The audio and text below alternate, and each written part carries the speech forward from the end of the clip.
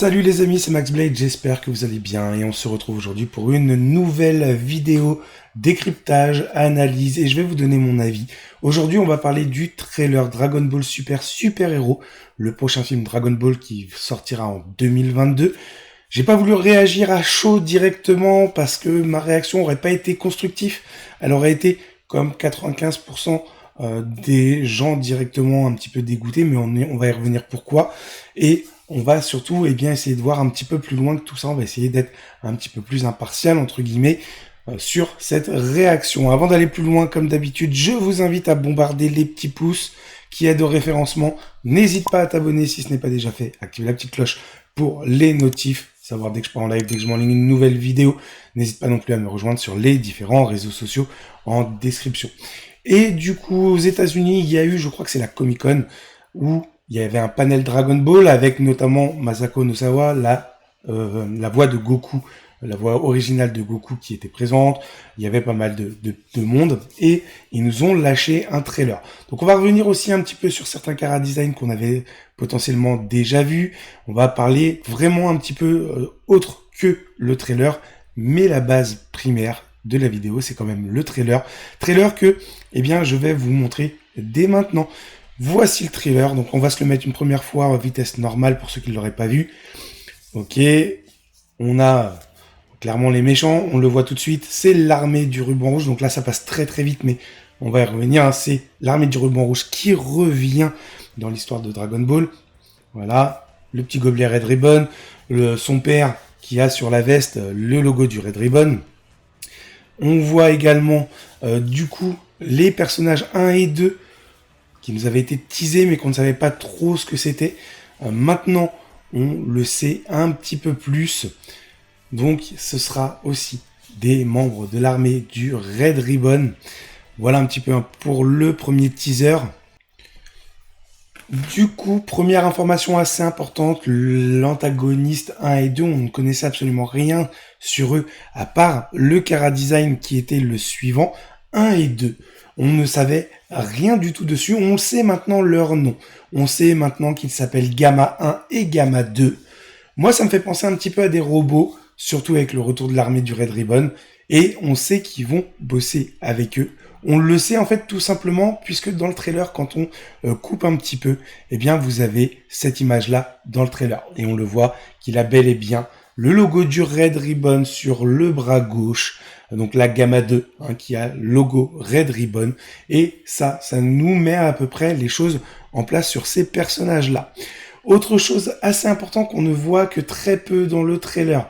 Alors je vais essayer de retrouver rapidement l'endroit pile poil où c'est, parce que c'est très très court, c'est quand Goku s'entraîne. On va le revoir en vitesse réelle, vous verrez que vous le verrez pas spécialement. Et clairement, il y a quelque chose d'assez important à regarder et à savoir, qui est pour moi une des meilleures nouvelles entre guillemets de ce petit trailer. Je vais vous afficher ça de suite. Voilà, après un petit cut, je vous le réaffiche du coup, j'ai été recherché puisque j'avais réussi pendant le live à le choper pile poil au bon moment, alors que honnêtement là sur le trailer c'était très compliqué. Vous le voyez, on a Goku qui s'entraîne, mais il ne s'entraîne pas avec n'importe qui, il s'entraîne avec Broly qu'on a juste ici. Alors est-ce que ce sera qu'une apparition, est-ce que ce sera que vraiment anecdotique, mais en tout cas il réutilise Broly, et ça dans un premier temps c'est déjà une très bonne chose. On a eu également d'autres chara-design, notamment celui de Bulma. Bulma, moi c'est un chara-design qui me pose un peu problème. Alors attention, ce sont des chara-design, là c'est un trailer, on n'est pas sur l'effet définitif du film, parce qu'on va revenir sur le fait qu'il est que en CGI, on va revenir sur tout ça. Mais voilà, la Bulma me paraît excessivement jeune, même peut-être plus que dans Dragon Ball Super, ce qui n'est pas cohérent, puisqu'on a eu l'information de quand ça se passe. On sait que ça se passe avant le 28e Tenkaichi et après les événements actuels du manga, donc après Granola, après tout ça. Pour moi, voilà, il y a un petit clic là-dedans, c'est que Bulma paraît plus jeune. Alors elle a une tenue qui fait plus futuriste, elle paraît plus jeune. Petite anecdote, est-ce que ce serait pour le lien que pourrait faire Dende, parce qu'on le voit en position, je fais un vœu auprès du dragon, mais c'est possible. Donc on a également eu le chara design de Dende qui lui a grandi, et ce qui est plutôt correct, on se rapproche de la fin du manga, donc c'est très très très logique que Dende ait grandi. La question se pose, verra-t-on Goten et Trunk et seront-ils enfin plus grands? Je l'espère. Maintenant, on a eu aussi pendant l'événement des informations comme quoi on verrait la famille de Gohan, mais la famille de Gohan pourrait être tout simplement Videl, Pan et Gohan, puisque vous l'avez vu dans le trailer, ça tourne excessivement autour de Pan et de Piccolo. En effet, Piccolo va avoir un rôle assez important pour une fois dans un film Dragon Ball. Il va avoir un petit rôle, entre guillemets, de maître avec Pan, puisque c'est Piccolo qui va entraîner Pan, et il va avoir aussi un rôle un peu plus proche de Pan, un peu plus proche même qu'il était avec Gohan. On le sait, Piccolo va être un petit peu au cœur de ce film, et ça c'est plutôt vraiment cool. Pour ce qui est des antagonistes, eh bien clairement, les antagonistes, je pense qu'on n'a pas l'antagoniste principal du film, c'est pas 1 et 2 là qui vont être les plus gros méchants. Le Red Ribbon, est-ce que ce sera définitivement eux ou est-ce que ce sera une de leurs créations qui sera le gros antagoniste? Honnêtement là, le trailer ne le révèle pas. Je vais remettre c'est pas ça. Je vais remettre le trailer en place en même temps et ça va nous permettre aussi de parler un petit peu plus des choses. Donc un gros accent sur le Red Ribbon. On a eu enfin également la révélation officielle, puisqu'on partait un petit peu dans des réflexions de savoir qui était le fameux personnage inattendu qui allait prendre place dans l'histoire, etc. Ça a été dévoilé pendant la Comic-Con, ça a été officialisé, c'est bien Pan qui sera du coup le personnage inattendu, Pan qu'on voit à l'heure actuelle en train de s'entraîner. Alors on voit un peu l'air qui tourne autour, est-ce qu'elle s'entraîne à la danse de l'air pour apprendre à voler? C'est une forte possibilité, mais je vois pas pourquoi en soit juste pour apprendre à voler, puisque Pan s'est volé depuis qu'elle est bébé. Je rappelle que elle fait des tours et des tours de la planète quand elle est bébé normalement. Alors après, est-ce qu'ils vont tourner ça différemment ou est-ce qu'ils vont le retourner dessus? Mais en tout cas, Pan s'entraîne avec Piccolo. Piccolo qu'on voit encore une fois, on a vu avec les premières annonces sa maison, l'endroit où il vit, Piccolo qui est au cœur de l'intrigue et ça, je dois avouer que ça me plaît énormément. Là, on voit des genres d'ordinateurs du Red Ribbon, je pense, puisqu'il y avait 1 et 2 à un moment donné près de ces données-là. Peut-être faire un petit retour un petit peu à la Dr Gero, qui avait les données des membres de la Z-Team pour pouvoir faire eh bien Cell, par exemple. Alors j'espère que ça va pas être complètement une copie de ça. C'est-à-dire que j'espère qu'ils n'ont pas créé 1 et 2 par rapport aux données de ces personnages-là et qu'il y aurait par exemple un numéro 3 que s'il il absorbe 1 et 2, ça ferait un robot entre guillemets ultime, ce genre de choses-là qu'on aurait peut-être un retour d'un Cell mais différent. J'espère que ce sera pas exclusivement ça, ce serait vraiment pas bon laisser ça à Cell, mais voilà, il y a 1 et 2 et du coup, on va avoir sûrement un troisième antagoniste. Peut-être qu'il y aura des données plus à jour, parce que là, quand on le voit dans l'ordinateur, on voit Vegeta, on voit Boo assez maléfique un petit peu à l'époque de la fin de l'arc Boo.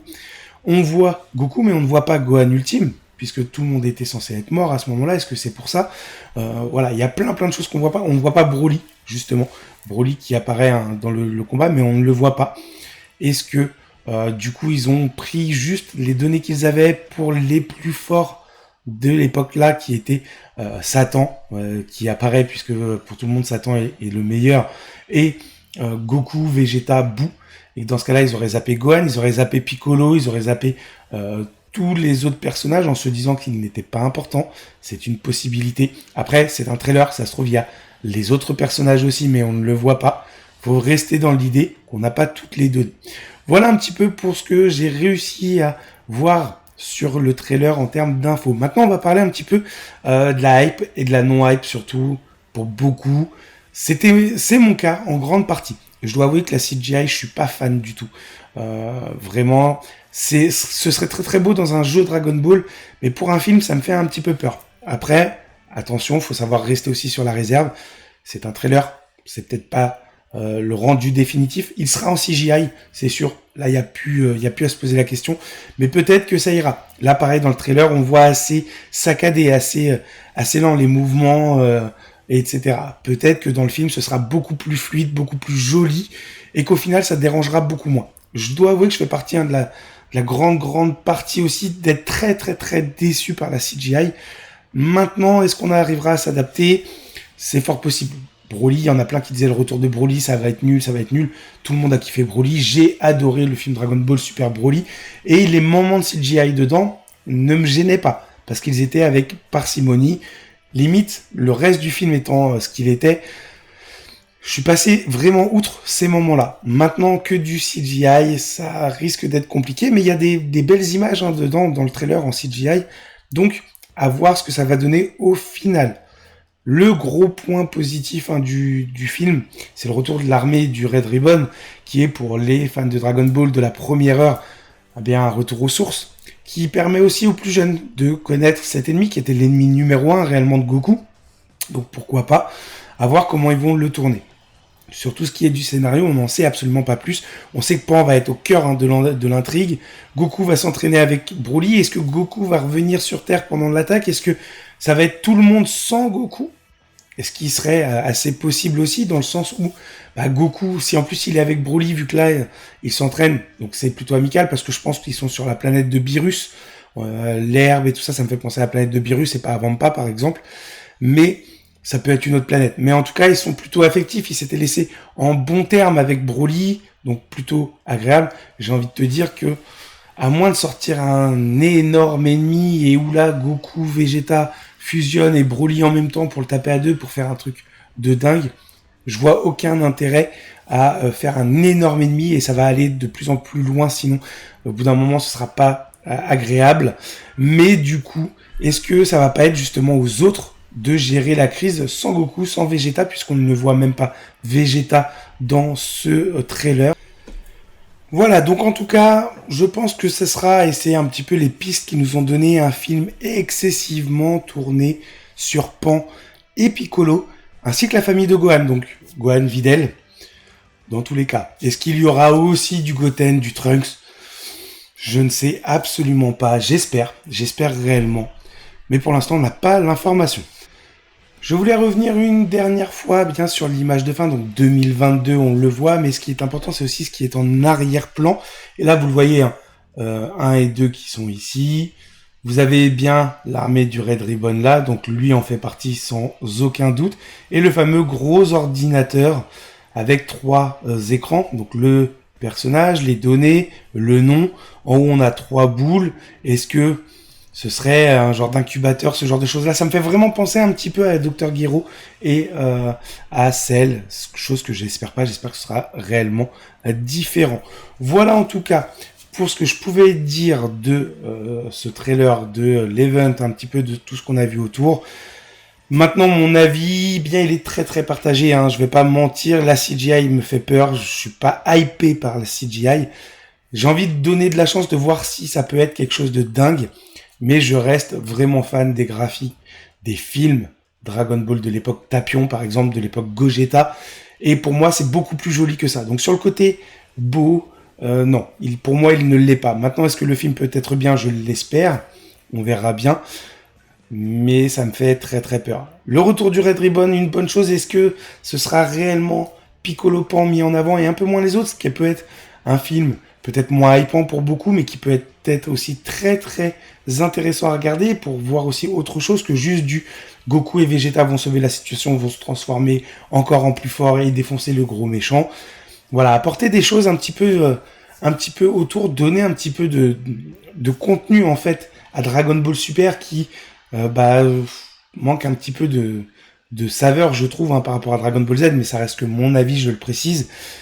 Voilà, des bonnes choses qui peuvent revenir et nous donner la hype. De toute façon, c'est 2022. Je pense qu'on aura un deuxième, peut-être même un troisième trailer différent et on pourra en reparler. N'hésitez pas à mettre en commentaire ce que vous avez pensé. Bien sûr, essayez de prendre de la hauteur. Hein. Si juste vous avez regardé là, c'est de la merde, c'est pas très constructif. Moi, j'ai essayé d'aller au-dessus de ça et de vous apporter certaines réponses, certaines choses qui pourrait me hyper malgré tout, bien que, comme je le dis, hein, ma réaction, elle aurait été à chaud en live, ça aurait été pas une réaction constructive, ça aurait été absolument juste, c'est pas beau, c'est pas beau, c'est pas ce qui m'intéresse, voilà, c'est nul, j'en veux pas. Maintenant, on essaye, je l'ai regardé 4, 5, 6 fois, image par image à des moments, histoire de voir certaines choses. Et il y a des petits indices qui peuvent être cool. Moi, j'attends réellement que Broly soit pas juste là pour l'entraînement. Ce serait bien qu'il y ait un petit peu de contenu autour de Broly, qu'on ne le voyait pas juste s'entraîner, et puis après, Goku qui s'en va, qui revient sur Terre, et puis salut. Ou, dans ce cas-là, Goku et Broly descendent sur Terre, ou aucun des deux ne vient. Quitte à que Goku n'intervienne pas du tout dans cette crise-là.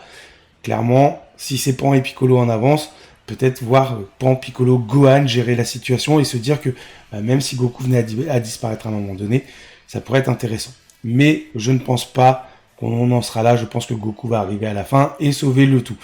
À voir ce qu'ils feront de Broly puisqu'ils s'entraînaient avec. J'ai juste pas envie que Broly soit là 2 secondes pour rien et puis derrière on n'en parle plus. Quitte à le remettre dans le film, donner un petit peu de consistance au personnage puisqu'on ne le revoit pas dans les œuvres manga, en tout cas pour le moment, que ce soit dans l'arc Granola ou dans l'arc de Molo juste avant. Sur ce les amis, moi je vous laisse là, j'espère que cette vidéo vous aura plu et nous on se retrouve très très vite pour de nouvelles vidéos. Prenez soin de vous, ciao.